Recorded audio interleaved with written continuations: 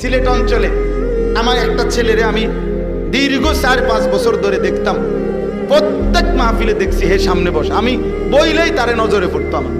পরে একদিন আমি তারে ডাকছি, ডাইকে আমি বললাম তুমি কি করো? কয় হুজুর আমি ঘাস, মানে প্রতিদিন ঘাস কাটি আর ঘাস কাইটা বিক্রি করি, যা পাই তা দিয়ে সংসার চালাই।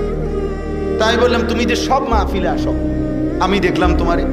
কয় হুজুর যখনই আমনের কোনো পোস্টার দেখি, কয় আমি তখন এই ঘাস কাটার টাকার থেকে একটু একটু টাকা জমাই, কয়টা টাকা জমাইয়া গাড়ি ভাড়া মিলাইয়া রাখি, আমনের ওয়াজ শুনতে যাও।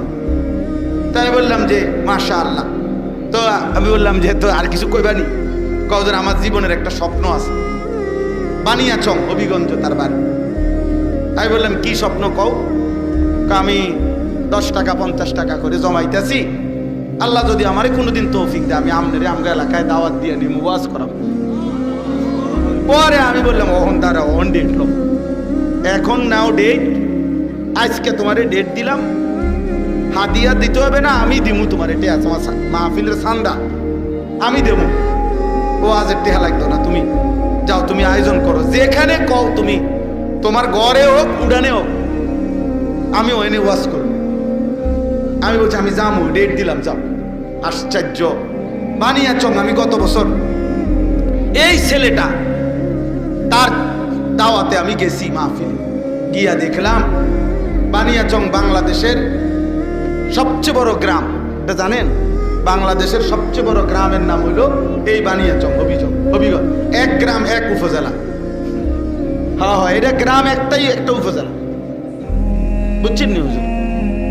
গিয়া দেখছি ওই গ্রামের মানে ওই উপজেলার সবচেয়ে বড় কলেজ হাই স্কুল মাঠ, যেটা বিশাল মাঠ, এই মাঠে এই ছেলে মাহফিল মানে আয়োজন করছে। আমি গিয়া দেখি একেবারে যদি কম হয় মানুষ 15-20 হাজার,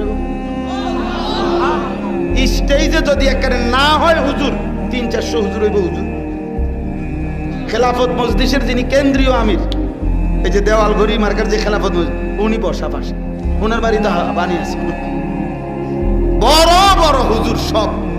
তাই বললাম কিরে কারবারটা কি তারে, কার মাহফিল এটা? ক হুজুর কইছি তো আমার আইয়া এলাকা, আমারে আর ধরতেও দিছে না, সব আলেম ওলামা পাবলিক মিল্লা এই মাহফিলে এত বড় বানাই ফেলছে। তাইলে দোস্ত একজন শ্রোতাকেও মানুষ দেখতে দেখতে চিনে। কথা বুঝছেন কি না বলেন? এই জন্য মাদ্রাসার সাথে আপনাদের কাছে অনুরোধ, এই 66 বছরের ইতিহাসে এই মাদ্রাসা অনেক স্বর্ণ ফসল, অনেক সোনার সন্তান, আলোকিত আলেমে দ্বীন উপহার দিছে। অতএব এমন একটি সুন্দর প্রসিদ্ধ ঐতিহ্য ধন্য মাদ্রাসায় দিল দিয়া প্রতিদিন নিয়মিত সব সময় দান করবেন, বলেন ইনশাআল্লাহ।